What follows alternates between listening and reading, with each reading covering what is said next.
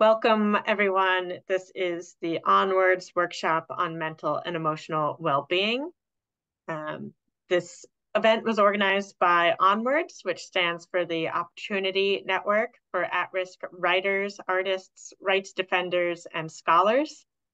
And we are a collaborative effort by civil society groups and organizations that support displaced writers, scholars, artists, rights defenders around the world. Our mission is to address some of the challenges that we've heard from our displaced individuals that we work with. And we're addressing it through workshops designed to bring you knowledge from experts combined with personal experience from others who've been through the same challenges and found their footing. Today's topic is maintaining your mental and emotional health, which we know can be crucial during periods of transition when you're adapting to a new country and striving to continue your career after major disruption, likely filled with worries about your home country and family and friends remaining there. This is the 6th workshop in our series. You can find recordings, notes, resources from our previous workshops on our website, which Jonathan Miller just posted in the chat, onwardsproject.org. We've had workshops on topics such as visas, healthcare, finding academic and non-academic job opportunities. So I highly recommend you check out the website. And we're planning a future workshop on building your academic or building your professional network. So please stay tuned to our website. We hope to announce that soon. My name is Carly O'Connell, and I am the Partnerships and Communications Analyst at the IIE Scholar Rescue Fund, which arranges funds and supports higher education fellowships for threatened and displaced scholars who've been outside their home country for less than 2 years.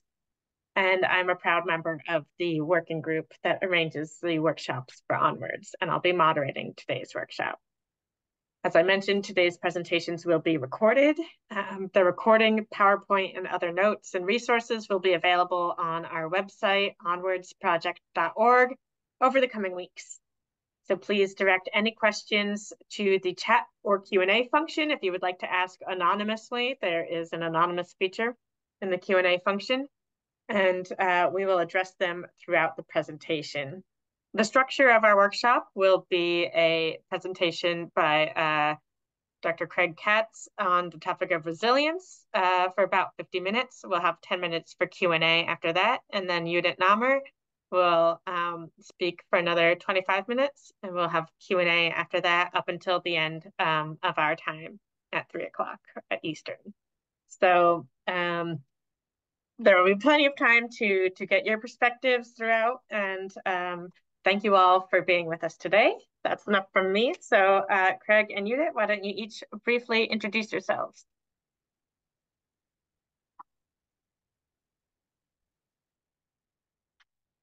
Craig, so Craig was unmuted, but I can just go ahead. Okay. Hi, I'm Yudit Namer. I'm a clinical psychologist and psychotherapist. I have been a Philip Schwartz scholar, which means I was an at-risk scholar up until, well, 2-3 years ago. I was displaced from Turkey to Germany. I've done a lot of public health work, and now I am very, very luckily in a permanent position in the Netherlands at the University of Twente. Great, thank you, Yudit. And Craig? Yeah, my name is Craig Katz. I'm a psychiatrist in New York City at the Icahn School of Medicine at Mount Sinai. I've not myself experienced displacement. My family way back when, before they got here, did, but not me myself. But I do a lot of work. I started doing a lot of work around disasters, and then do work around the globe, trying to improve access to mental health care. And I also do human rights work here in New York, helping provide psychological affidavits for people who are applying for asylum. So, and I'm going to be talking to you about resilience, which I think I should just jump into right now. Yes, and I'm going to start actually with a poll. Let's see if it works. Where is it? Of course, it's disappeared. Give me one moment, please. I have it all loaded up, and now it's gone.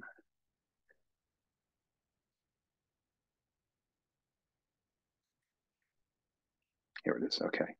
Sorry.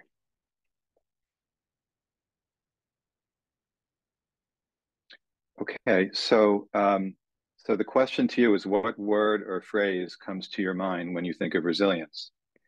And if you you can respond one of two ways. You can go to this website here, or if you have a cell phone, you can text to this phone number, or text this number 22333, and then put into your message this Craig Katz 346. I'm sorry, and whatever word or phrase comes to your mind. So give you a few minutes if you can try to do that. And again, to explain, you would text it to that number 22333, and then in the body of the message put Craig Katz 346, and then after it put in the word or phrase that you have in mind. Or you can go to this website that's right here.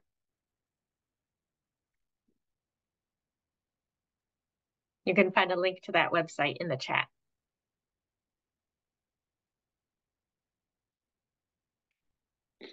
Or you could do the QRS code.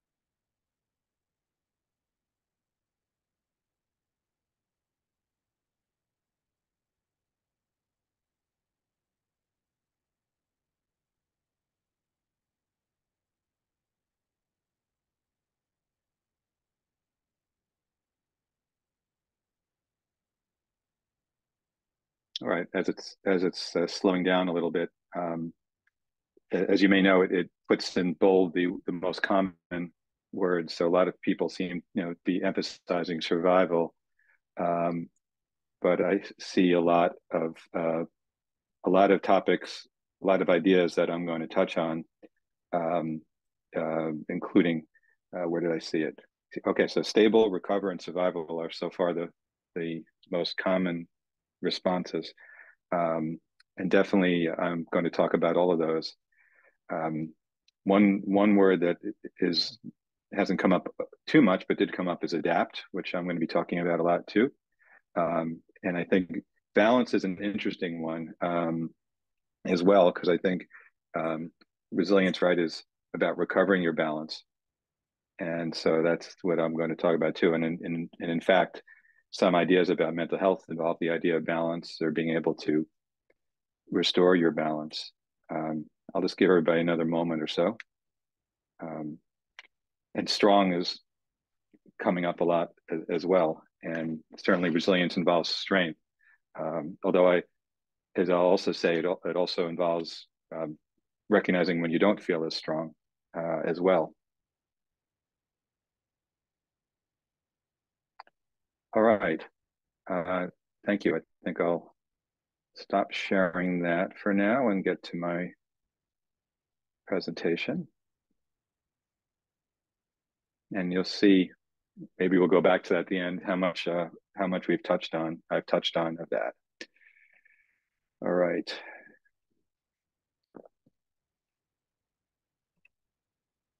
Okay, so hopefully you can see my screen. Yes, good. So this is the title of my talk, Putting Resilience into Words and Action. So the basic idea is I'm going to try to get us to be thinking about what is resilience, how do we define resilience, and then talk about something called post-traumatic growth, and then get into what are called resilience factors, different dimensions of resilience as it's been sort of studied and written about and practiced. So, okay, so defining resilience. Now, you all just put in a bunch of words that could well go into the definition of resilience. I like to use images to talk about resilience. So I like to use images of trees. And so just to get you all thinking, in addition to the words that came to your mind, like if you had to kind of write out a definition of what resilience means to you, think about these trees. So, is resilience about sort of being in a stiff wind, but, barely bending at all, maybe bending a little bit like this tree? Is resilience sort of bouncing back, to the way you were before, that you come back, pre-storm and you just look like this perfect symmetric tree? Or, is it bouncing back better than ever, right? Depending upon your taste in trees, did you kind of start that way and now afterwards you're a beautiful tropical palm tree, right? Is that resilience, bouncing back, or as they say, sort of building back better than ever? Those are some, images, possible images of resilience. There are lots of different definitions. Again, some of what you said in the poll sort of gets to this, but if you just go to like a dictionary, they talk about, the ability to, in a kind of very physical way, sort of bounce back after being bent or compressed or stretched to go back to your original shape or position, right? So that's sort of like that one tree, just kind of go back to the way you were. On the other hand, there are some people like Dr. Bonanno, who's here in New York at Columbia University. You don't have to read this whole long definition, or you're welcome to, but what he basically talks about is the idea of stability, which some of you mentioned in the poll, but the idea of in the face of a stress or a trauma, just holding tight and not even bending, more like that first tree I showed you, that maybe a little bit of bend, but that's about it. So kind of being a little unflinching. But there are other definitions, and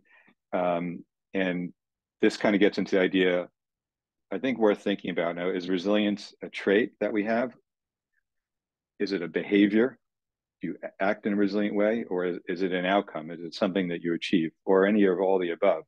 In this definition from the American Psychological Association, it's a behavior. Resilience is adapting, right? And that word was in the poll to begin with. In the face of adversity, trauma, etc. And it basically can be summarized as it says here, as bouncing back. This is from Dr. Yehuda, who's another researcher here at Mount Sinai. So ours is a slightly wordier, denser definition, but she talks about the idea of reintegrating yourself, and through, in a very effortful way. That resilience is something you have to put your mind to, and try to learn, lessons from adversity, and be positive, right? So this is again, sort of resilience as a behavior, and in this case, a very effortful way, something you have to bring about and then focus on. And here too, here this definition is more about capacity. It's something you have. It's not so much a behavior. And that you just sort of do, and this is, I think, I like this definition because it talks about harnessing resources. And I think when we talk about resilience, some people, like, we've done a lot of work with resilience here at Mount Sinai, particularly during the pandemic, helping our healthcare workers to feel resilient in the face of all the challenges and death and even moral injury that they've had to deal with. And one thing that we sometimes get sort of people say to us is, well, you talk about our resilience, but there's a problem with the system, right? In other words, we have too many patients, we don't have enough resources, right? So why do you talk about individual, put it on the individual? But I also think resilience is about, the resources also all around you, their being up to speed and being able to access them, it actually, I think, to some degree requires resilience to, in some sense, sometimes have the courage, the open-mindedness, the flexibility to turn to other resources around you, other people, etc. So that definition I kind of like. But when you kind of get around to it, right, all these definitions really are about weathering adversity. And as I said, is it a trait? Is it a process? Is it an outcome? Maybe it's probably, I think, all the above. But also, what is resilient in one context may not be resilient in another, and at different times. It's things that work in one time of our life may also not be as resilience promoting at another time of life. And maybe you can all think of examples, right? But the most extreme example would be sort of being in survival was a very common word that you all brought up in the poll. So one is in survival mode when when one is facing a threat, let's say in your home countries, and you're in survival mode. But and that in a sense is as you all said, part of resilience. But is it still resilient to be in survival mode when you are in the States or in Amsterdam or wherever you are, or is it time to shift away from that? So that might be a rough example that what is resilient in one place may not be in another place. In fact, it might even be dysfunctional. This is like an overarching definition that I would suggest that we keep in mind. This is from my close friend here at Mount Sinai, John DePiero, and a little bit from the U.S. National Institutes of Health. So the ability to recover, to grow, and to adapt following adversity or challenge of any kind, right? So the key words are recover, probably should be in the other order: recover, adapt, and grow, or even adapt, recover, and grow. But potentially to do all three of those things from stress and trauma that you have faced along the way.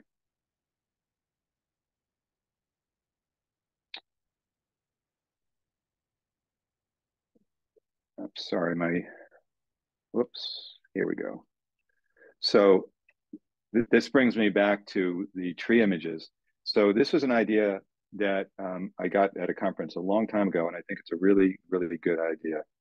And this is the idea of a tree that grows up along the coast. And so it faces a lot more extreme, much more extreme weather conditions and environmental conditions. So there's salt, there's wind, there's more extreme temperatures, and more moisture, etc. And so what happens with this tree in the face of the challenges is it doesn't grow like that perfectly straight, symmetrical tree. It grows up in a unique way with curves, etc. It's got a very interesting story that it has developed, and it's reflected in its different shape. And it may not be the most symmetrical, it may not be a nice palm tree, but it's got a lot of substance to it. And that's an idea of resilience that I like a lot to think about. I actually just recently, giving a presentation to some psychologists in Israel, they talked about the idea also of having tree is important to resilience because it has roots, right? So you have a solidity to it in the ground, but it also reaches up to the sky. So there's an idea of growth and aspiration that goes along with it too. So, if you don't remember anything from what I say today, maybe just try to remember these images. They say, write a picture is worth 1,000 words, and try to keep these images in mind when you try to experience or exert your own resilience. So, that is talking about individual resilience, but one can also talk about, I think, community resilience, right? So that's the ability of a community basically to bounce back, to recover from adversity, which is, I think, also an interesting idea, in communities. And I think that this can certainly apply to expatriate communities, as well as, one's native community, home community. Communities bounce back when there's more social and economic well-being, when there's physical and, of course, psychological health, when there's a lot of connection between the community members, and when there's a lot of integration and planning and coordination amongst all the agencies that are working together to help them to bounce back.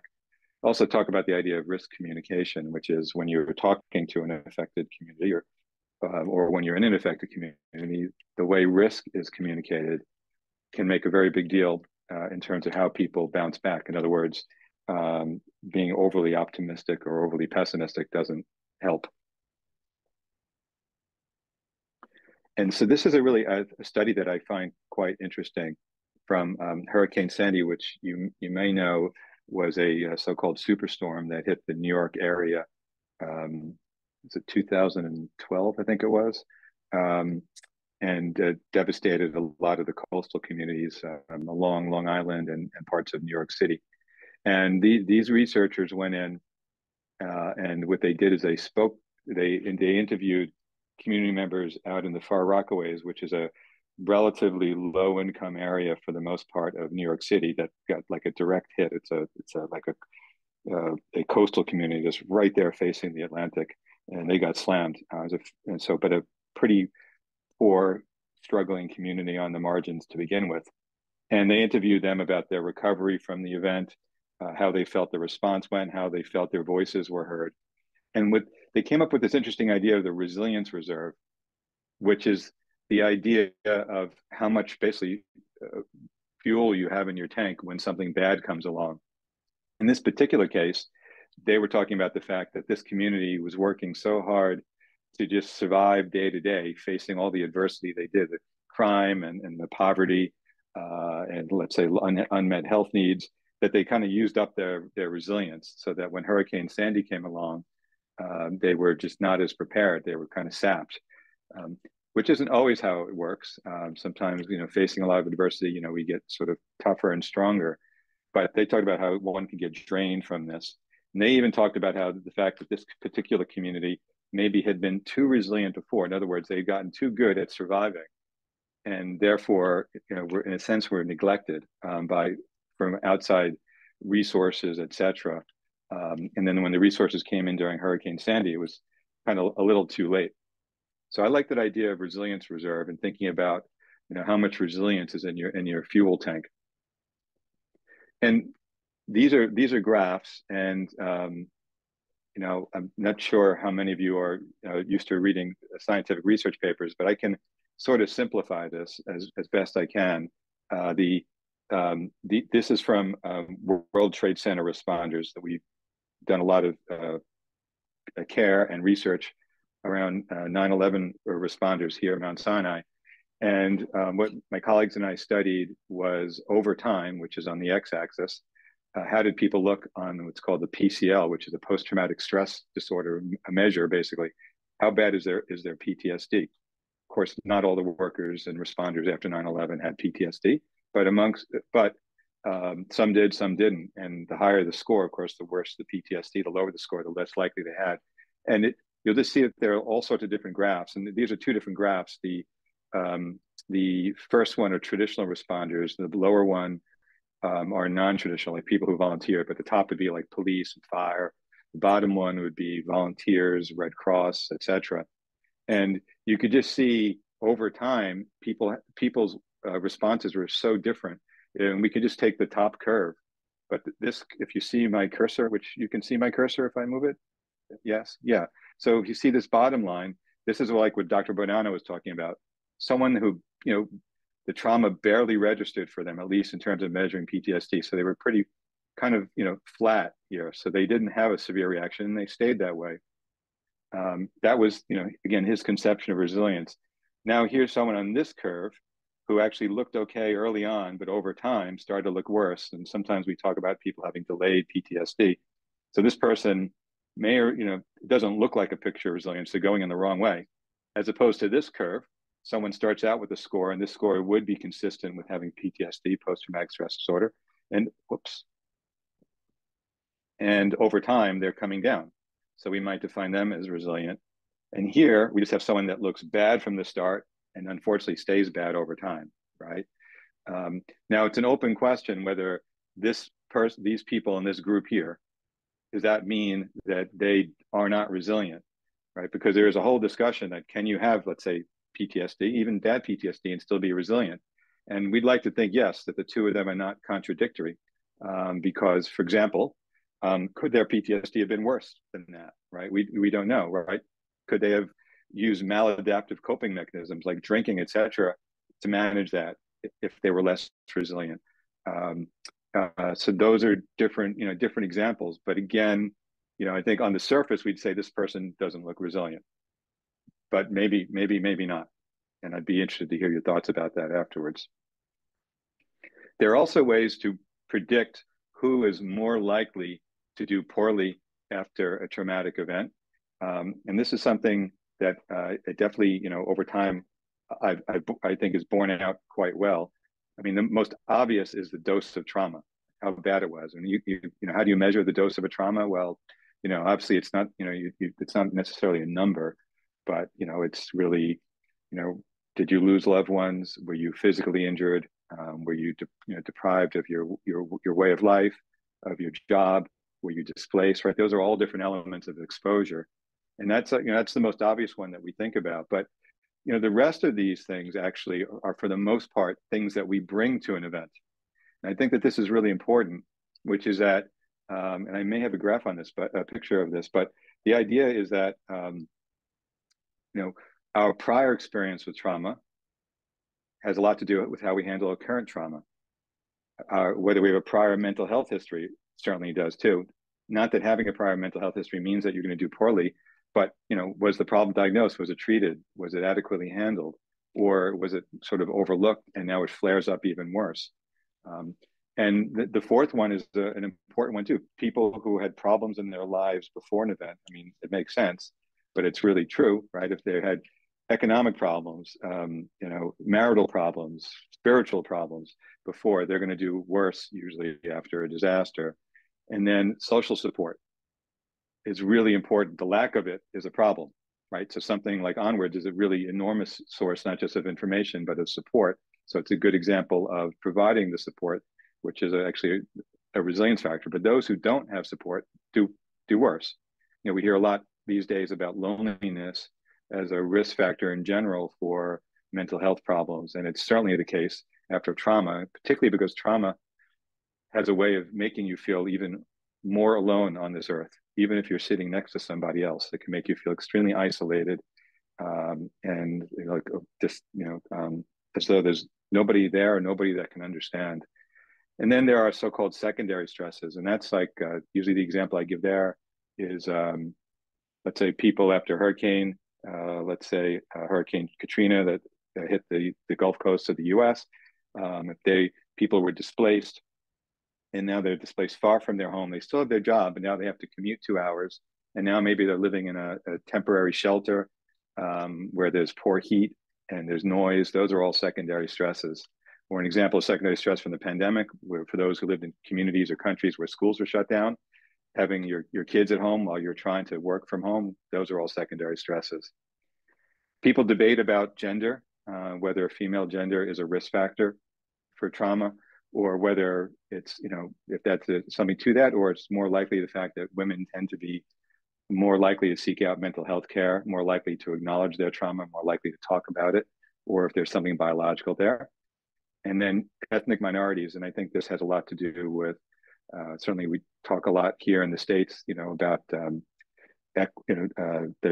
diversity and inclusion and the Black Lives Matter movement, and the role that being the target of racial discrimination plays in actually causing not just psychological stress, but physical stress in the body through inflammation, and makes you more likely to develop problems if at your baseline, and certainly if a bad event happens. So now to kind of move on to the idea of post-traumatic growth. And if I probably would have been interested to know if any of you have ever heard of the idea of post-traumatic growth. If we were better able to have a conversation, but maybe you can tell me afterwards.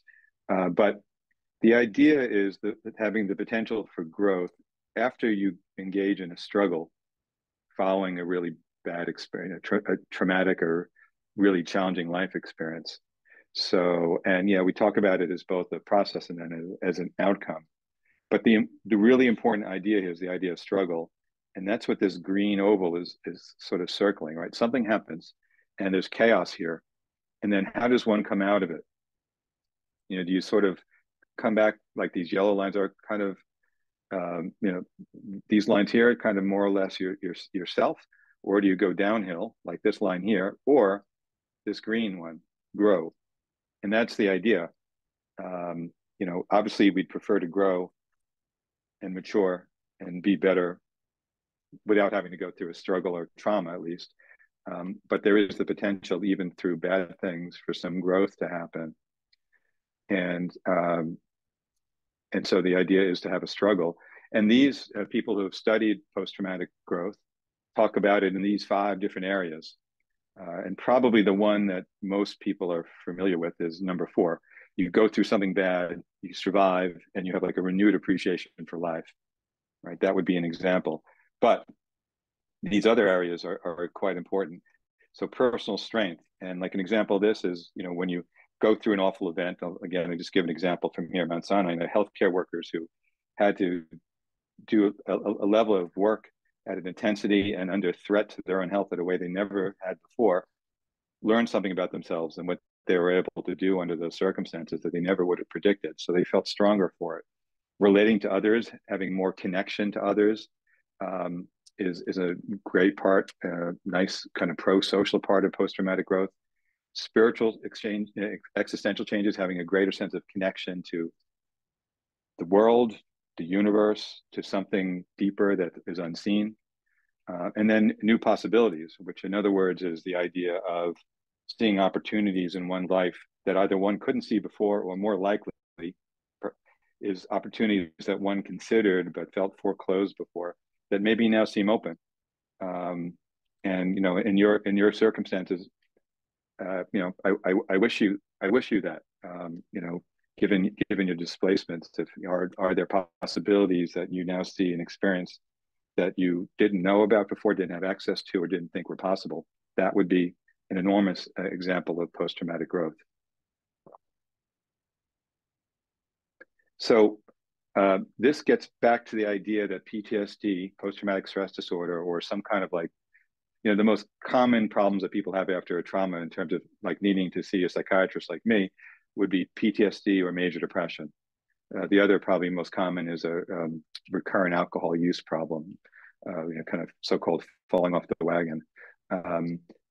But again, the idea that resilience and PTSD are not opposed to one another, and that's what this graph is showing. So on the bottom are PTSD symptoms, and on the x-axis, on the y-axis is post-traumatic growth, which we've just been talking about.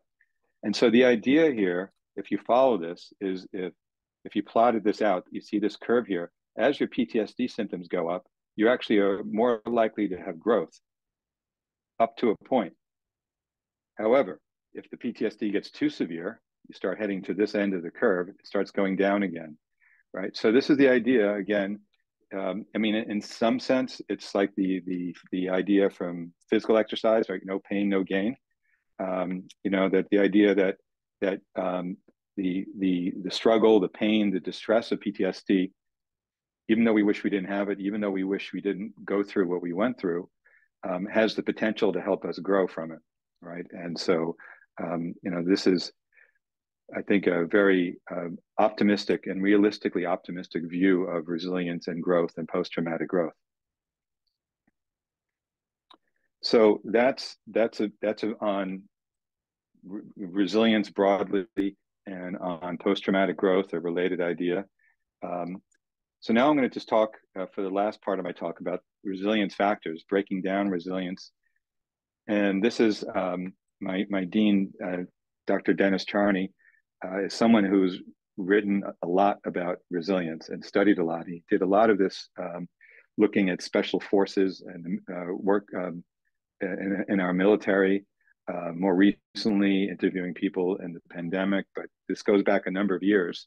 He's written an excellent book, which I don't think I have a picture of, but if you want to read a really, really good book that talks about these individual factors chapter by chapter in a really accessible way, if you put in like resilience and Charney, Charney,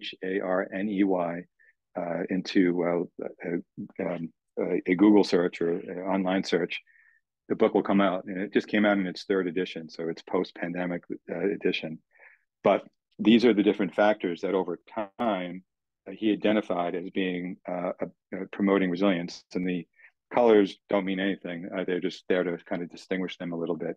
But it's I'm going to talk about these one by one in brief. So one is called realistic optimism, and the idea is that pessimism is not an example of resilience, or at least blind pessimism, just being pessimistic about everything. On the other hand, blind optimism is really not much better. Looking at the world through rose-colored glasses is also problematic. So realistic optimism is an example of resilience because what it talks about is the idea of acknowledging the negative, seeing that there is potential for pessimism, but opting to focus on the positives, opting to focus on the things that you can do something about and change rather than getting stuck on the negative. Right? That is realistic optimism. So someone who engages in realistic optimism doesn't overlook the negative, doesn't ignore the negative, but makes a decision to focus more on the positive, if possible.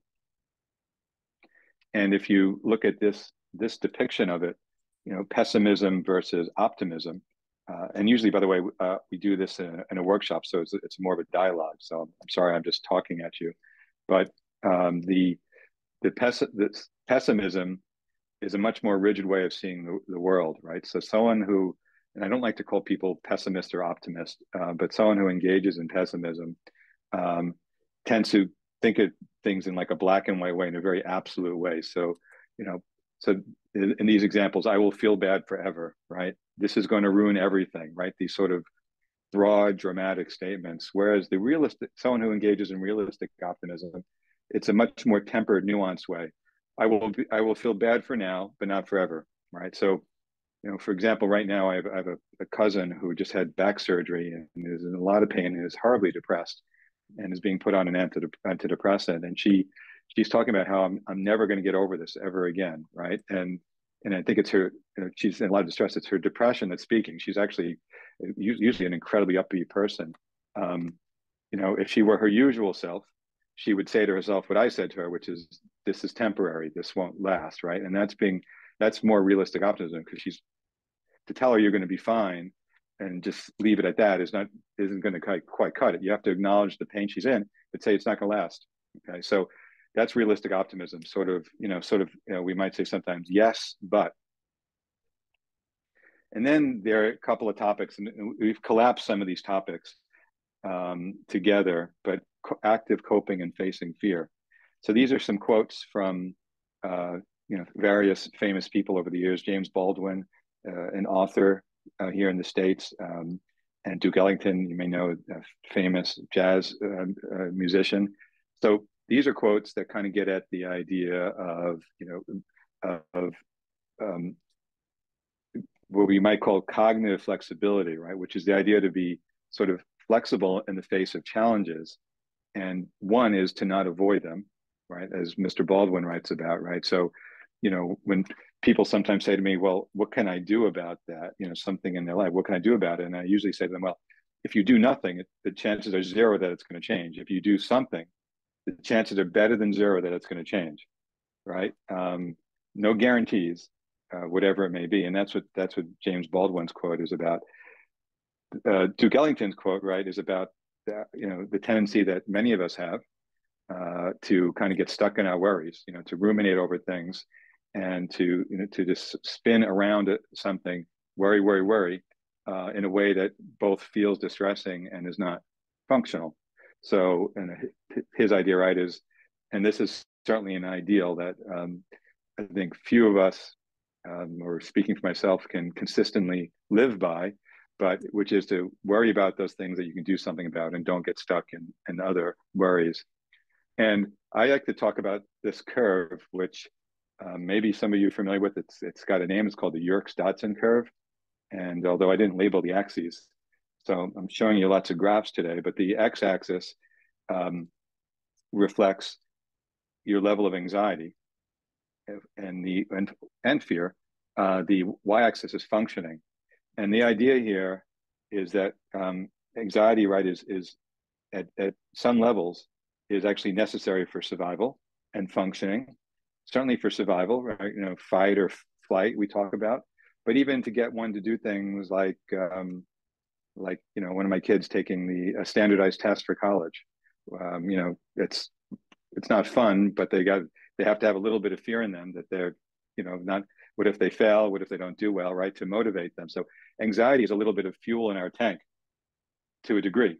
And this is a little bit almost like what I showed you about the PTSD, right? So up to a certain degree, anxiety helps us to function better under stress, in the face of threats and danger. But too much, and we go down the other side of the curve and we start going down. So, I find that one of the most, perhaps the most impairing and uncomfortable form of anxiety is when someone is anxious that they are anxious, right? That you feel that it's abnormal. Anxiety is a normal emotion within limits. And we also talk about, when we talk about things we fear and facing challenges, we talk a lot about, let me see if I have a better example. Let's see. Something happens and we bring with us a whole host of assumptions about the world and about ourselves and about people through which we experience that situation, right? So you go through a traumatic event, and how you interpret it is going to have a lot to do with how you feel. And of course, how you feel is going to have a lot to do with how you behave.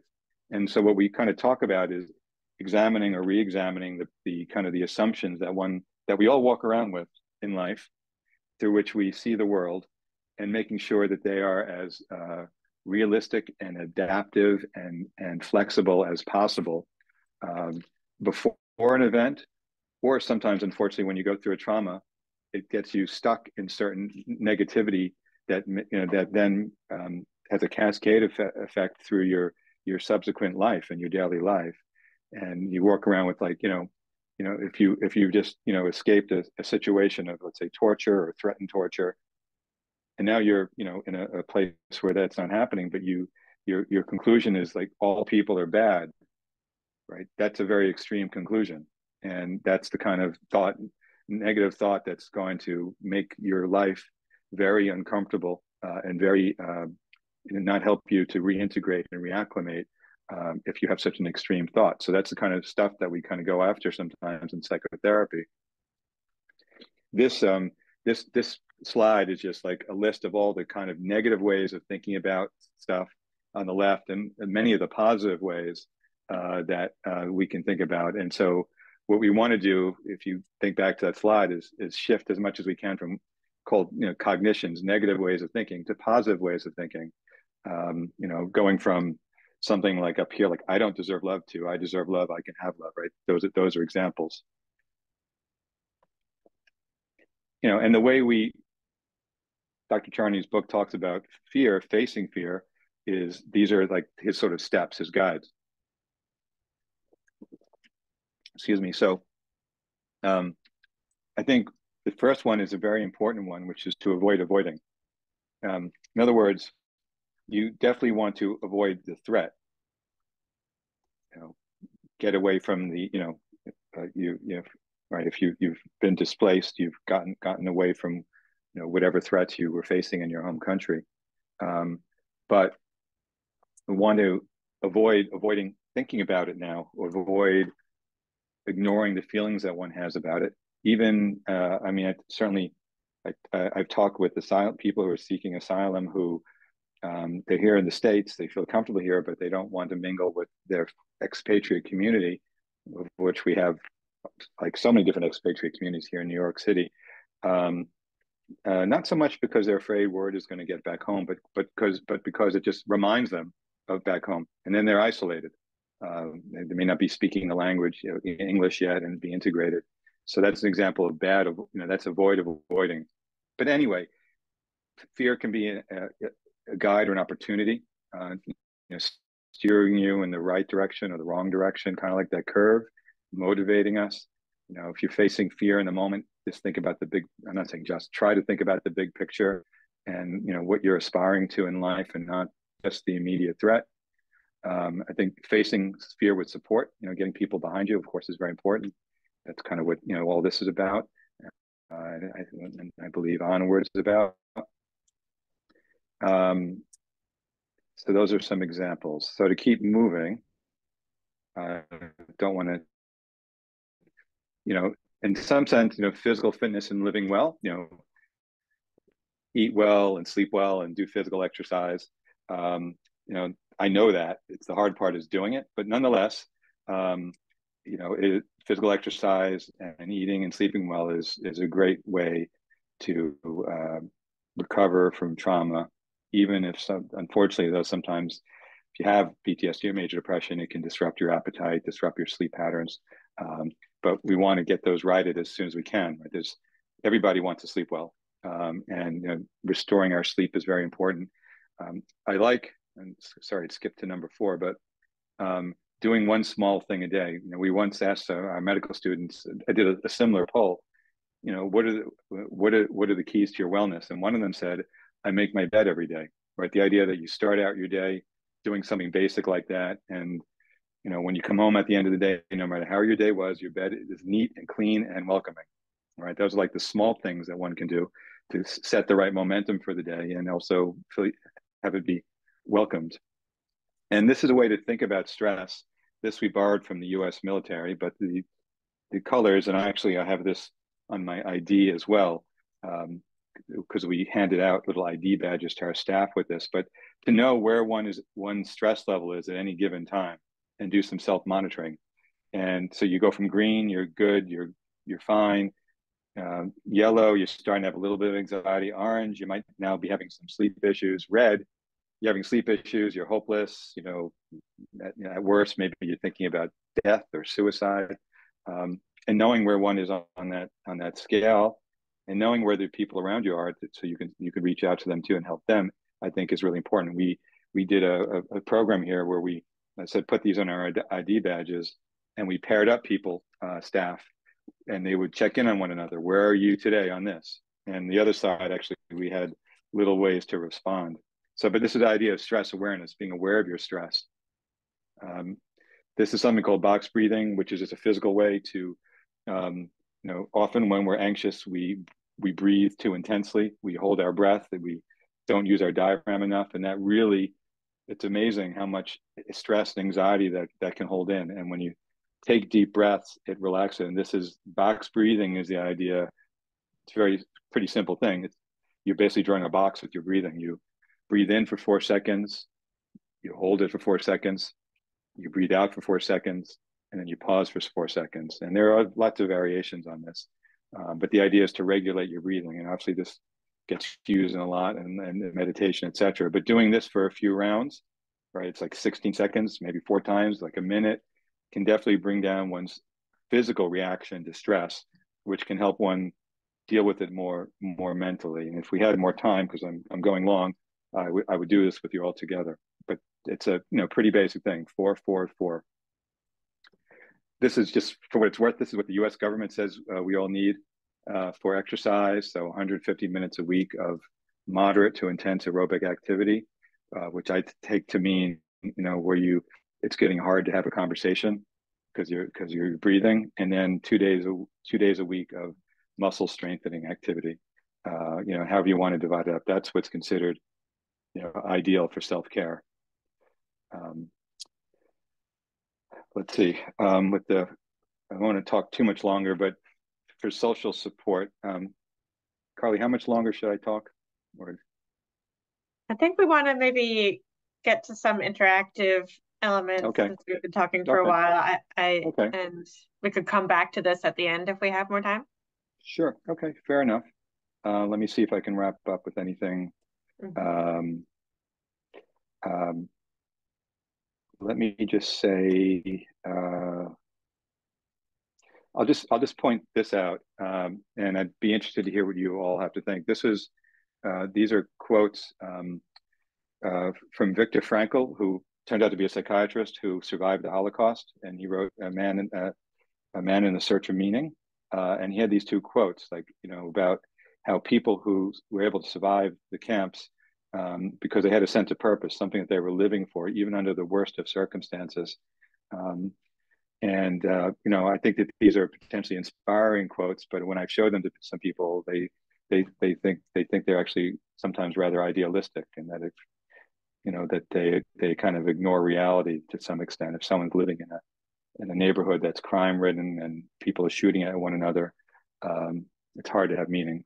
In any case, I will leave it at that and stop my screen sharing and take any comments or questions on resilience, post-traumatic growth, meaning, purpose, hope, etc. Fear. Yeah, so please feel free to put your questions in the chat box or using the Q&A function. There's the option to ask your question anonymously in the Q&A function at the bottom of your Zoom screen. We had one question come in at the beginning of the call that we can start with as everyone else puts their questions in. So this is from one of our listeners who says, my activities as a professor and human rights defender had irreversible effects not only on me, but also on all the members of my family. I consider myself responsible for the emotional effects and problems that have occurred within my family, and this imposes a heavy psychological pressure on me. And thank you for suggesting a solution to reduce this pressure. And so I would paraphrase that as feelings of guilt and responsibility. What would you say to that? Yeah, I don't think I got to speak about it, but what you're talking about is, what I mean, yes, it's basically guilt, but it sounds like what you're kind of experiencing is what we would call a moral injury, which is, when you feel distress around the decisions that you've made, even though they may have had adverse effects on the people around you. And I don't, let me see if I have it on my, don't think I have it here, but I think one has to be realistic, I think, and do, I guess, what we kind of call realistic appraisal. And let me see if I can get a slide up to show you, but just give me a minute, because it'll be easier. I think I can answer the question in a less babbling way if I just show you the slide. So just give me 1 second.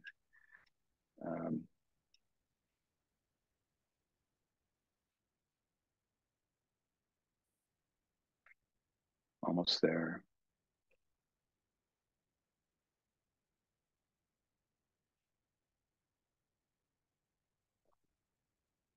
I see more questions coming in, so please do continue to submit them, and we'll aim to get to as many of them as we can. Yeah. Okay. I just about have it. Here we are.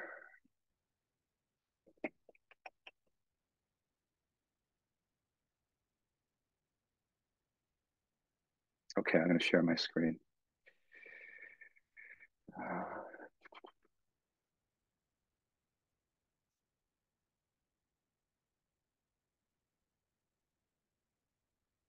You can see my screen? Yeah, good. Okay. So, because you're asking a really hard question and an important one. So let me just, so I can't get it to, yeah, slideshow from current slide. Whoops. Sorry, I just took us away from it. Let me get back to it.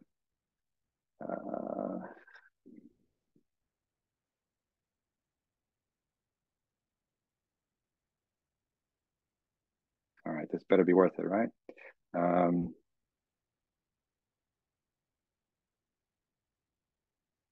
Yeah. So,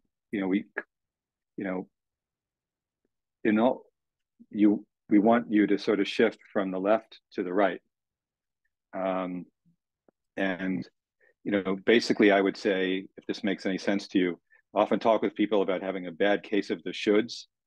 I should have done this, I should have done that, etc., and make it a less self-punishing way, being a little less hard on yourself, which is not to say that the decisions you made didn't affect your family, etc., but to look at it in a less extreme way.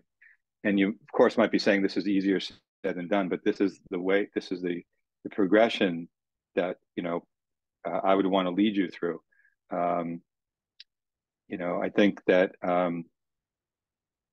no, that's not a, yeah. So I think the idea is to, one is actually to talk about it, because I think if one is sitting on guilt, it just mushrooms, etc. Particularly to talk with other people, maybe even in a setting like this, who've faced the same challenges that you have, as a reminder, intellectually and emotionally, that you're not alone. To, I think, also get involved in advocating for change to the best that you can, which I know is easier than done from a lot of places that you're from, but working to change things if you can, so that others don't have to go through what you did. But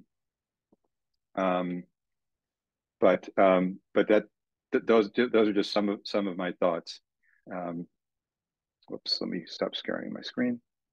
Thank you, Craig. On a related note, another participant said that they are safe in the U.S. right now, but they often talk to their colleagues back home who are suffering under a dictatorship, and they feel guilty. And I would categorize that as survivor's guilt. Do you have any comments on that specific type of guilt? Well, I mean, one, it's, as you know, it's extremely common, right? So it's so many people go through it. But I think in some sense, I think it's important to recognize the choices you made. Even though you're in a better situation, are they necessarily making? Are they suffering because of the choices that you made, right? Or are they suffering because of the dictatorship that they're living under, right? So, you want to be clear on, sort of the source of the harm. It's not you, right? And now I know some people immigrate and they leave family behind, and they're very concerned that their family is going to be persecuted because of the choices that they've made. And that's a much harder one to deal with. But I really do think that one has to, I think, again, just kind of don't lose sight of who the perpetrator is, and who the guilty one is, or guilty regime is. It's not you. Thanks. A couple questions about terminology and resiliency. Someone asked whether resilience and post-traumatic growth are the same thing, and another person asked for the difference between coping and resiliency. Excellent question. Yeah, it's a really good questions. It's interesting. If resilience and post-traumatic growth don't always go together. In fact, if you are more resilient to begin with before an event, you're less likely to have post-traumatic growth, because you start out in a much stronger position. If you are less resilient and you grow through the experience, you become more resilient, and you grow, you're more likely to grow. So they don't always go together. And in a sense, it would be nice to think one doesn't need any post-traumatic growth, which is sort of the idea of coming into a situation more resilient. So they are different. On the other hand, if nurturing one's resilience, if one comes in not as resilient in any one area, is more likely to lead to growth. And I should also say, just to add, it's not necessary, we don't necessarily think that across those 10 different resilience factors that we all need to be like at 100% functioning at all of them. We all have different strengths. And so one may be much more prone to realistic optimism, and much less likely to seek out social support, which is one of the other resilience factors. So, so I just want to mention that too. Resilience, we all have different resilience factors that work better or less for us.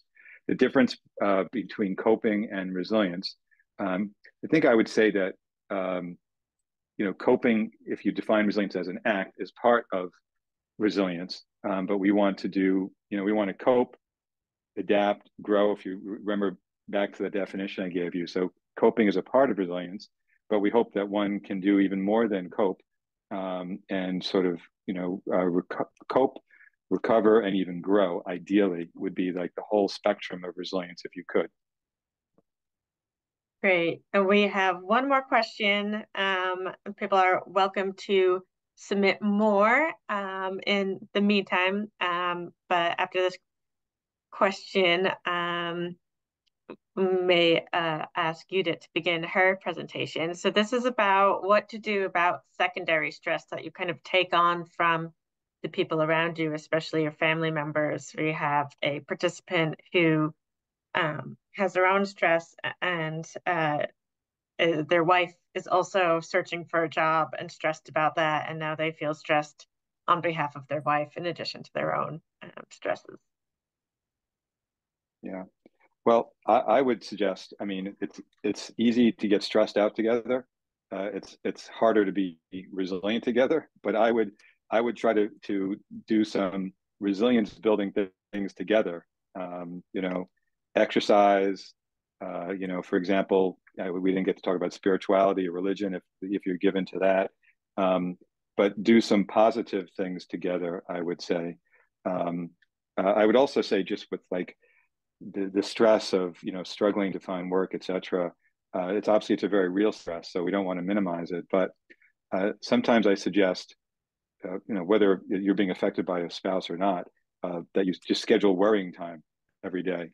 In other words, for an hour you're going to worry about it, you're going to do your job search, whatever, but then you're going to stop.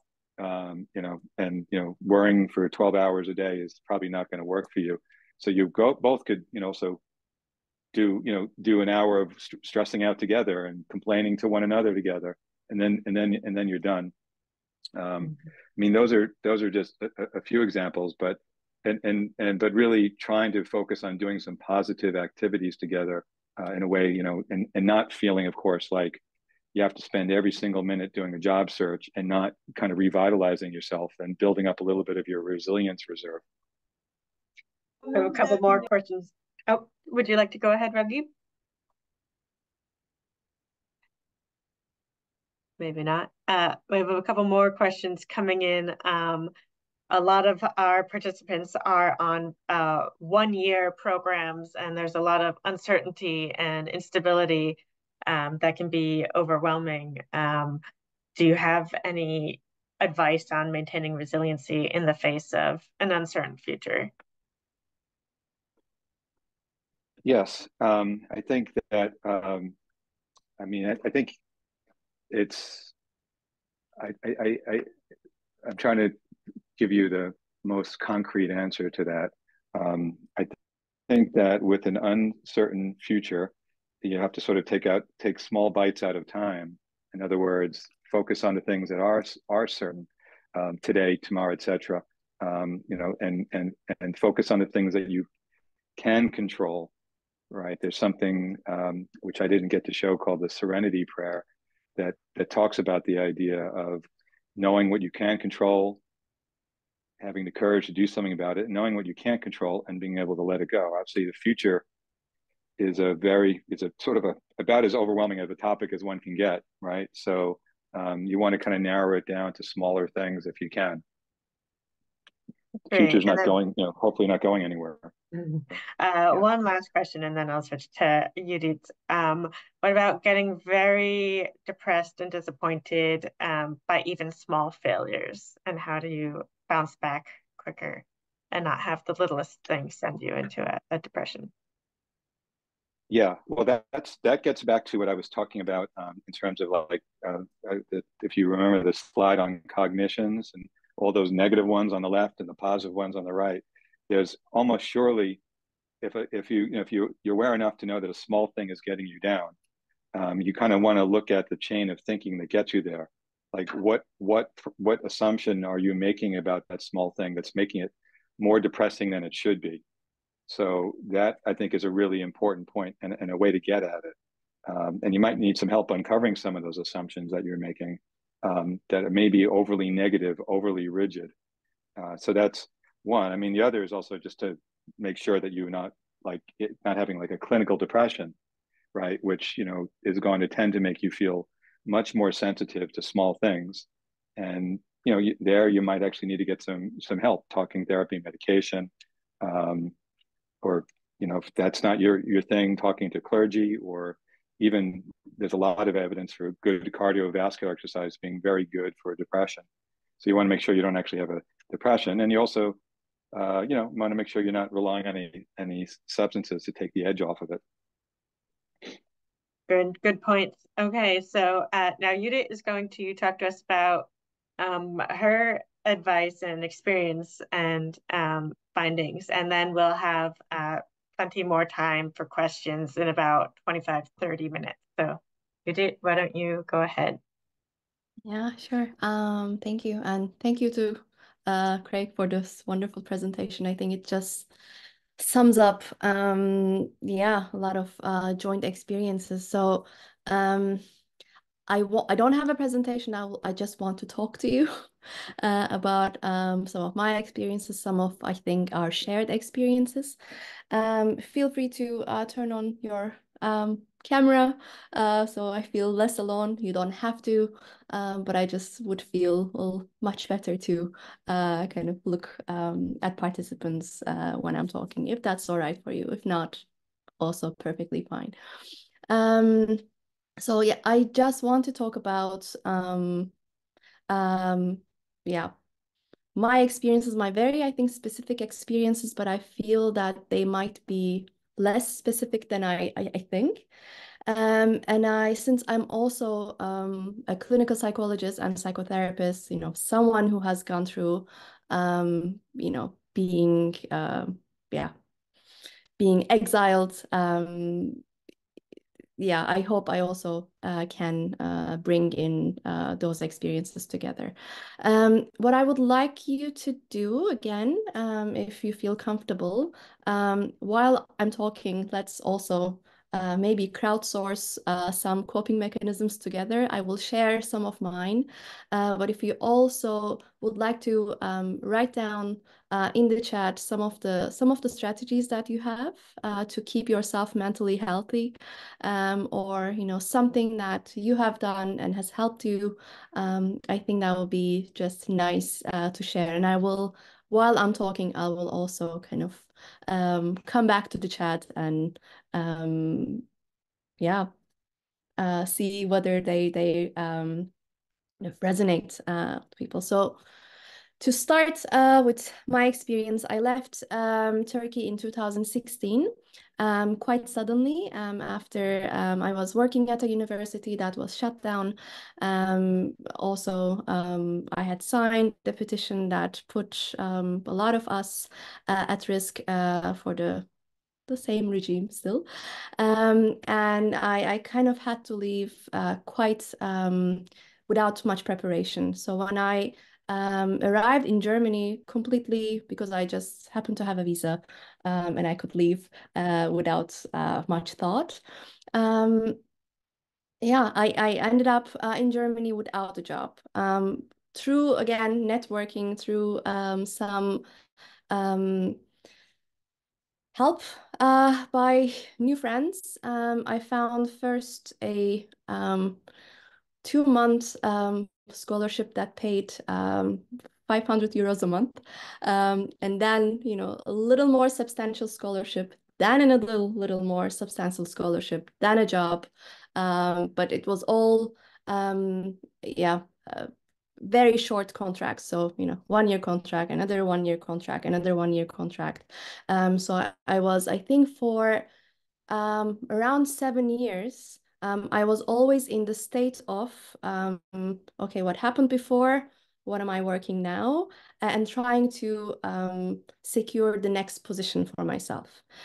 So now, kind of looking back at it, I realized that I was always working 3 jobs at the same time, right? So trying to finish up what I was working for the last scholarship, trying to do the current scholarship work, and also trying to write proposals so I could acquire something for my future. So I think that by itself is just mentally very much taxing. And when I saw Craig's kind of stress indicators, from I was, I think, mostly like working on yellow for many years without any respite.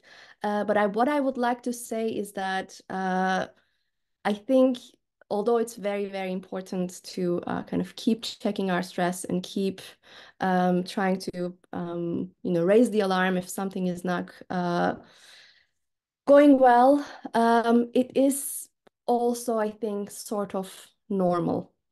Not good, not ideal, not optimal, but it might be that way for a few years. And I think it's important to maybe expect that sometimes in order to not to be very disappointed in kind of our abilities to cope. It doesn't mean that, we are not coping very well. It just means that the situation is extremely stressful. And then we are doing the best we can. Well, I'm very much identifying here. So it will be a lot of me, we, us together. So forgive me for that. One very specific stressor for me, and I mean, we are all kind of, I'm assuming everybody speaks English, but you might also be in countries which language you're not speaking of. I was in Germany. I spoke no German before going there. I've heard, I read, some of you are in Norway, maybe, you might not know the language. In Germany, there was a lot of focus on having to learn the language and having to learn it now. And also I realized that that was too much of a stress. I think from also what Craig was telling us, we can see that, traumatic states is really playing some games with our cognitions, right? Our thinking is not optimal. We might be overthinking certain things that relate to our survival, which doesn't always leave the mental space for studying. When I was first trying to learn German, I was very slow. And I'm an academic. I'm not used to being cognitively slow. I'm not used to learning things slower than other people. But it was very disappointing trying to learn a language and just not being able to. And for my future self would tell my past self or the newly arrived, just let it go for a while. So for example, for me, it's helped to after getting some kind of proficiency, to just let it go and just revisit the language when I was feeling a little more secure, a little more little feeling that, oh, maybe this is a country that I'm going to stay in. At the end of the day, I didn't stay in Germany. I'm happy that I speak whatever German I speak of, but maybe prioritization would have helped otherwise. And when I moved to the Netherlands, so with the new, I also moved to the Netherlands with 1-year contract. I was just done with Germany, and I felt that I could try something else. The first thing that I said was, okay, first the country commits to me, and then I commit to the country. Then I commit to learning the language. So that has helped me. And of course, in the Netherlands, it's easier to survive with English, not so much in German. But yeah, so this extra pressure on learning the language, I think could be reprioritized. But coming to priorities, I think there's a lot of thought that has to go into that. And also, as I said, we are sometimes not in that mental state to prioritize. For me, what helped was to prioritize work. And just so that I know that I could stay, and then think any long-term situations that kind of needed also some investment, I just put aside. So it's unfortunately, it's not very nice, but it's the way that things work. When you are moving to a new place, and especially in a situation where you're a forced migrant, in certain places where, who you are is maybe kind of racialized or discriminated against, we sometimes have to do more than other people. And I was very, very aware of that. It's not ideal, as I said, and it's not fair. Also, a lot of things that happen to us is not fair. But for me, I was just very aware I had to do sometimes a little more than other people. And sometimes I just, there just has to be kind of more performance on my side. And in order to be able to do that, I cut down on other things. One was language learning, but there were kind of other living related things that I kind of had to cut down. Another thing that it's and I'm seeing what Said is saying, and I'm actually going to say something very similar to that. So one thing that was also very much taxing to me and affected my mental health was having to perform some kind of gratefulness, having to say, that I'm very grateful for the scholarships that was given to me. I'm very grateful for being allowed to stay in the country. I'm very grateful to be given a home, an academic home, kind of physical home. And that's felt that that's not how I would have, acted normally. I'm actually very ungrateful when it comes to these kind of situations. Politically, for example, what I was thinking was not gratefulness. I was thinking I am owed this. This what happened to me is not fair. This is not my choice. I ended up here. I'm working as much as everybody, if not more. Of course, you're going to give me scholarships. Of course, I'm benefiting a lot. I'm providing a lot of, for me, publications, research. I was bringing a lot of grant money, and this dissonance of doing a lot and really, doing very well at work, but having to also perform this feeling, I'm very grateful to you, was not, I didn't like myself very much. So that was also something that I would maybe do differently with my future self. Again, talking to my past self. What relating to this sense of gratefulness for me was the feeling that I couldn't say no. Especially in a work situation. I was working at a new university, completely new department. So, I'm a psychologist, but I had to switch to public health because they were the only ones giving me a job, which means I had to learn a new discipline as well. Which is what I mean by kind of doing more than other people, doing more than people who were trained in public health. And I felt that I couldn't say no. If I was given an opportunity, I couldn't say no. Or if I was asked to do something, of course, always would, but if it's too much, you can just tell us. If there are any mentors here, who kind of work with people who are displaced, who are in a situation, this never works. With the qualifier of, you can say no if you want to. Doesn't have to work. We feel that's kind of have to do in order to be able to stay.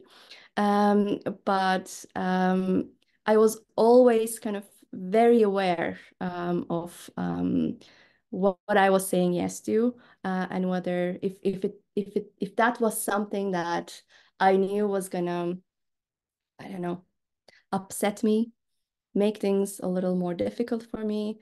I had to do a lot of work, for example, that I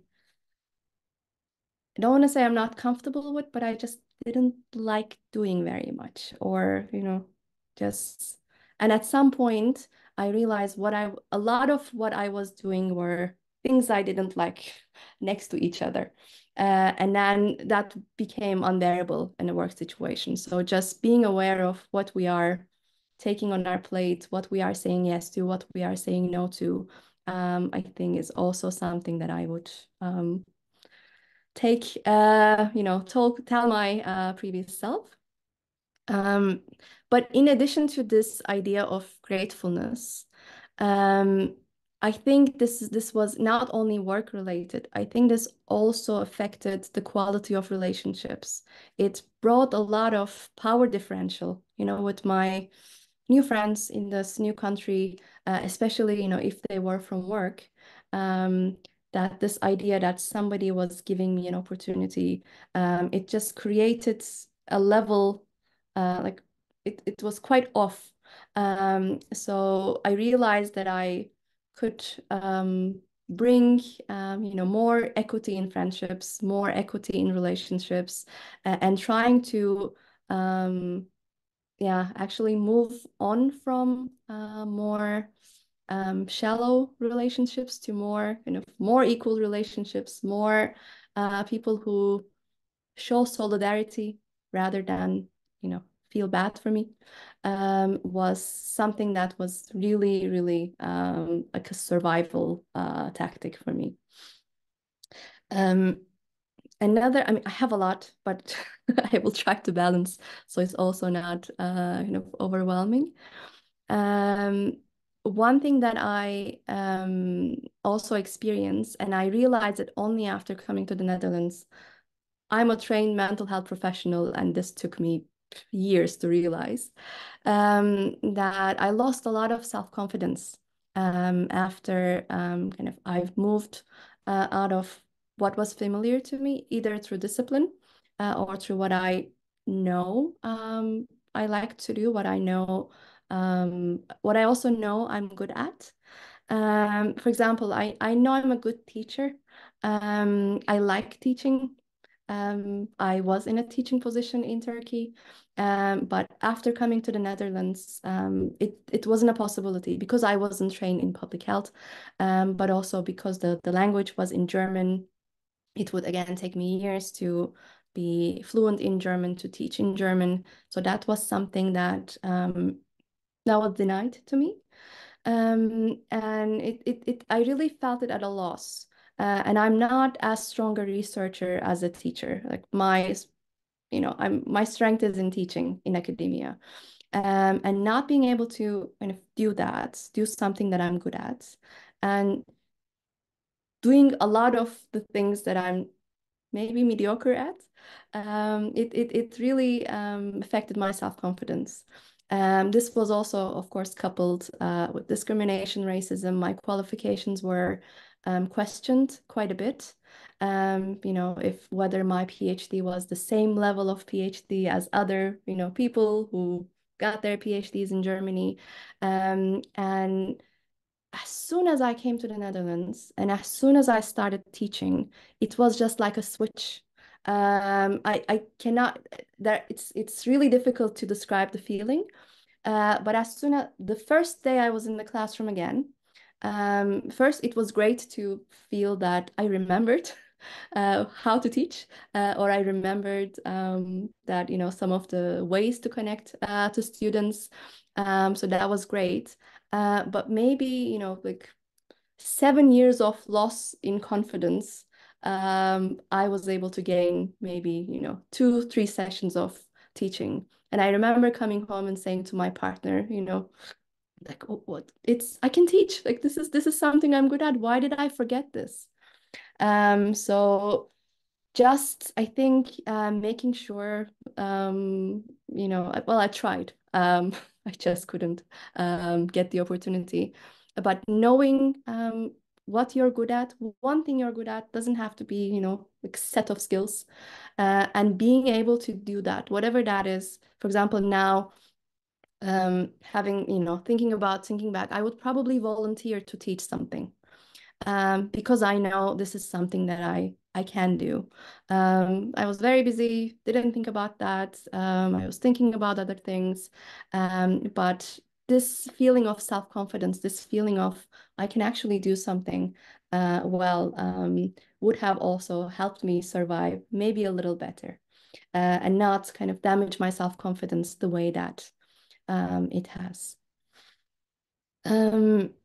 Have a lot also to say, but maybe to like one general thread, or like what helped me survive mentally. And I kind of remembered when Craig was talking about community resilience, was finding my community. It was also kind of difficult, so I was nodding a lot when Craig was talking. It's very difficult to find, who your community is in a new place. For me, it wasn't kind of every Turkish person, because of course there are political differences. In some cases, it's even dangerous to for me to hang around other Turkish people. So had to be very selective in who my new community was. But very slowly started building one, and then that very small community, there were also other exiles, people who had to leave for different reasons. Some, for some, I knew them before they left. For some, we kind of met again, or met anew. And just if some of you, I think this is a Persian, I said we use it in Turkish, but it's a Persian word as well. Maybe some of you know, having a table, having a sofra, meeting in a kind of a common place. That not only kept me, sane, but that gave me a sense of purpose. So my new community, my new people, this is our new real. We can build something together. We built many things. We built new friendships. We built networks. We wrote papers. Yeah, we found girlfriends for each other. I don't know. So there was a lot of camaraderie there. There was a lot of solidarity there. And we cried together, we laughed together. And that for me was, I think, more valuable than any of the things that I shared with you about what I did. And we are, I mean, they are still in Germany. I was just there over the weekend to see them. We have WhatsApp groups with the Sofra name, because it's a table that is physical but also mental. But that group, we keep each other resilient. I don't want to say they keep me resilient. We keep each other resilient, and we gain a lot of strengths from each other. When something good happens to one of us, it happens to all of us. And when something, bad happens, it happens to all of us. And I think that that is would be the message that I would kind of maybe leave with as the biggest strength of resilience, especially when it's very, very it's very kind of difficult to share certain things, just to kind of maybe leave with an anecdote. I think it was the second year I was in Germany, like for the very long first year, and in Turkey there were it was second year, there were some hunger strikes of two activists, then turned into three, that I wasn't affiliated with politically. I wasn't even liking them politically, but they started their hunger strike for a similar reason, because they lost their position the same way that I lost my position. And the hunger strike went on a very, very long time. I was very preoccupied with how they were doing. They became some kind of embodiment of a lot of bad things that were happening in Turkey. And then it took longer than 300 days, I think 320. It was getting very, very, we're all sitting on, we're all waiting, expecting some kind of bad news. And then they, their demands were not met, but they decided to stop the hunger strike. And I was working in my office with my German colleague, and I started crying when, out of relief that, they're not gonna die, or they're not gonna die immediately, or, they're gonna live. And she thought something bad happened to my family because I was, it was such a kind of violent cry because it was such a, big sense of relief, but also grief, sadness, everything. And I was just like, yeah, how do I explain to my German colleague why I'm crying? And I tried to explain. She thought I was related to the person who was doing the hunger strike. And then I had to say, no, it's not my family. It's just, she thought I knew them. I don't know them. This is a very symbolic thing. And then, I talked to my community. They were also crying. I didn't have to say anything. We just met somewhere in the middle in the city. We just experienced what we were experiencing together, and then that was okay. But it wouldn't have been. Some things are, very difficult to put into words, especially in words that are not your mother tongue.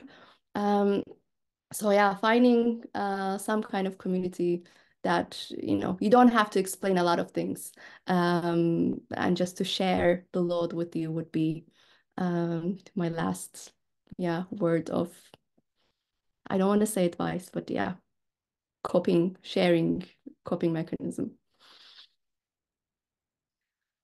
Thank you. That sounds a lot of useful information and just sharing your experience.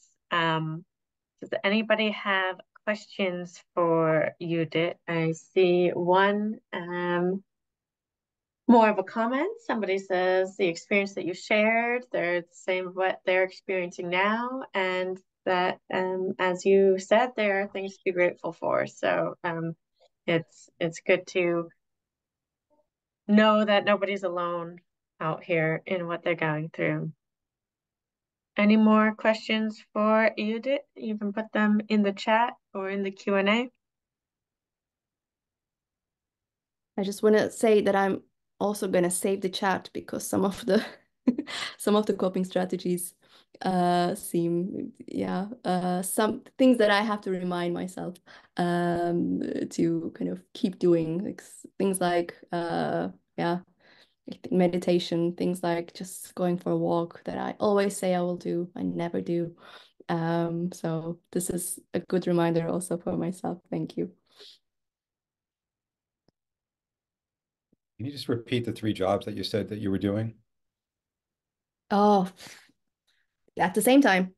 I know. Yeah, so that's why, right? So what were they? There was doing your current job. They were all research jobs Mhm. that I had to do, but because I mean research never, is done within a year. But I had to keep writing research proposals. And one research was done, so I didn't get funding from that, but I still had to process the data and do the publications. I was working one research job that I had applied 1 year before, and doing that. And I was writing a research proposal that required doing a pilot study for my next job. So 3 research projects at the same time. I was only paid at a given time for one. But all research jobs also kind of different topics and also difficult topics, mostly on refugees' access to mental health care, while I didn't have any access to mental health care. So it was also kind of difficult to be doing those research topics and not, trying to be scientific and not just yell at funders. Yeah, that's a lot. I'm now going to open it up for questions for Craig or Judith. We had one come in about how to minimize burnout when you're trying to work 3 jobs at once, working for survival, writing applications, job hunting for your next position. How do you minimize burnout? Again, I will have to go to my community. We've done a lot of this work with peer support. So there's a lot of work that I have done for my colleagues without any credit. They have done some work for me without any credit, either just check this, write this paragraph, or just this sharing of the work.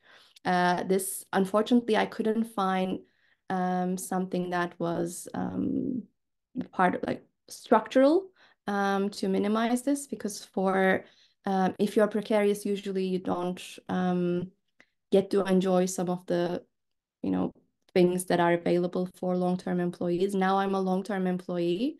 I have so much access to so many structures that I would have needed when I was precarious, and not now.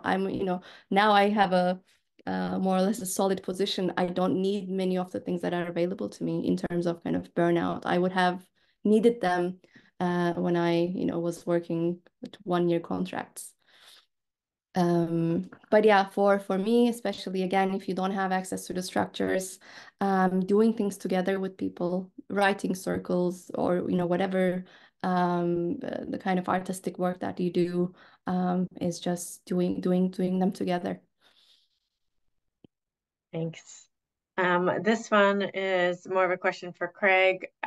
If somebody thinks that maybe they do have a serious mental health condition like depression, or anxiety or panic attacks, what can they do if maybe from a US lens? Yeah, I mean, from a US lens, it really just sort of depends upon where you are, but if you at least have access to primary care, that's a reasonable place to start. It's probably easier to get in to see a primary care professional and talk to them, and maybe it is a matter of some medication to take the edge off if you're open to that possibility. On the you don't necessarily have to go straight to a mental health professional because they tend to be on shorter supply. If, on the other hand, you are someone who thinks you really prefer more to be on the talking side of it, like psychotherapy, talking therapy, then it's really kind of a matter of finding local mental health resources, and it kind of just depends upon where you are. But again, if you have a primary care doc, they're going to know where to go. But I would say, again, also depends upon your means. But if you've settled into a place where you have, it's the U.S., right? So do you have health insurance or not? But depending upon where you're located, if there's a nearest university, medical school, they are likely to have an outpatient clinic, which again, depending upon whether you have insurance or not, if you don't, you can get excellent care, often for a low fee or sliding scale, or even free, by seeing trainees and get excellent care because they get supervised as well. So it kind of depends a little bit on your resources. If you are in the States and you have insurance, you can go to I get no royalties from this, but like the website like Psychology Today, it has a lot of mental health professionals on it, psychology, both MD and non-MD, and you can look up and put in your zip code, and that's across the U.S. Yeah, Great. and what I Thank can you. add to that is I mean, it's not ideal sometimes, but I know it has helped me and it has helped other people that I know. Often, if it's safe for you and if it's if the structures are still there, your country of origin also has kind of training programs for trainees who are after COVID are receiving clients online. So in Turkey, for example,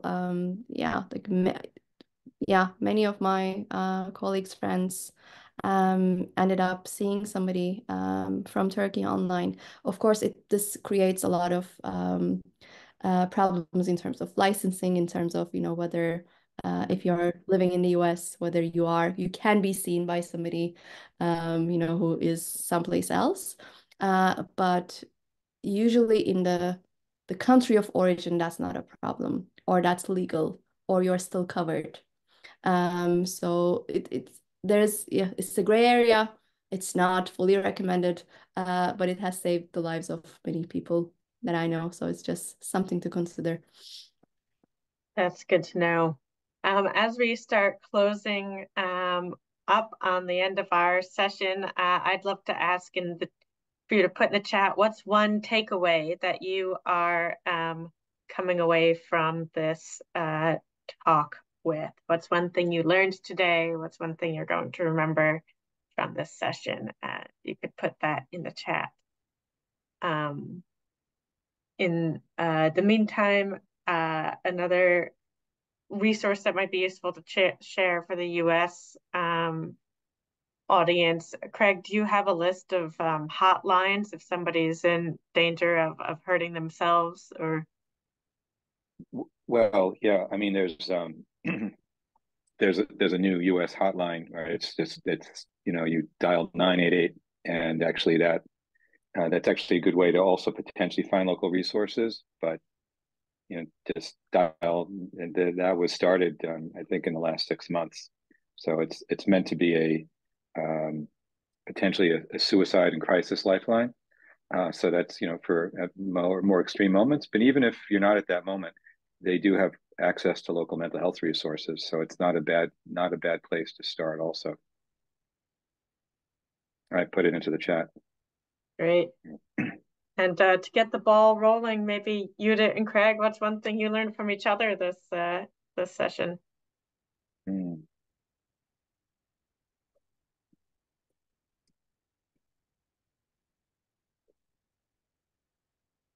I know one thing that I'm coming away with is that there's often a power differential in friendships in these situations, and that's something that can, maybe you don't even realize that you're afraid to say no to your new friends because they're your coworkers at your new, institution and your new job that you're trying to make a good impression on, and that can have an impact on your mental health. So just having an awareness of that can help mitigate some of the pressure you put on yourself. So that's what I took away from Yudit's conversation. Yeah, I mean, I learned from Craig that just some of the coping mechanisms, or it's actually just so simple. I mean, not maintaining them, but just they're just also accessible and free. And we just don't think about that sometimes. And it's, just, you go for a walk and you do feel better. And it's real and it's very annoying, but you actually do. So it was, just seeing the slide with just such simple but life-saving tips. That was very helpful. And thank you. Yeah, and thank you. I put into the chat that I appreciate the burden and of having to accept things that are offered to you and to say, be grateful all the time for everything. I think it's it really struck me as kind of must be a difficult experience. So that opened my eyes. I see Jonathan wrote in the chat, the power of community and friends and family and knowing you're not alone, even hearing each other's stories and saying that sounds just like what I went through. And if you can do it and come out the other side, and then I hope that everyone here listening can too, and that struggling with it is normal. I also see in the chat being reminded that there's always hope, and being grateful for even small things, and that can help make a difference. And that, you just have to keep going. So I'm going to end on some closing remarks, and then I think that can take us out. And I'm so glad that we've, have pretty much the same number of people now, 2 hours later, than we did when we started. And so thank you all for staying on during this long but very useful webinar on a very important topic. So Carly, may I just say something quickly? I'm sorry, before you go.